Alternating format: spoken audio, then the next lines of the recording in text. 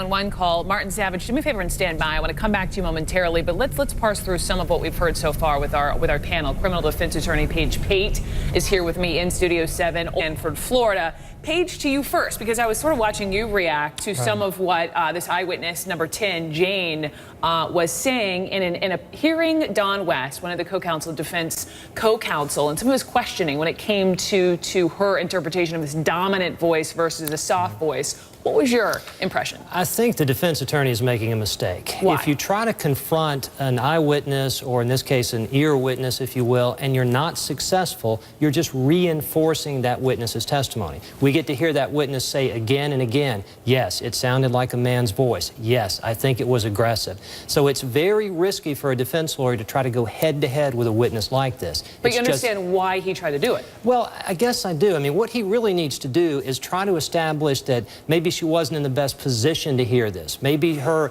vision was not clear. I mean, try to call into question her ability to perceive the events. Don't go head-to-head with her. I think that's a mistake. Trial underway here, day 3 in Sanford, Florida. I want to reintroduce my panel here.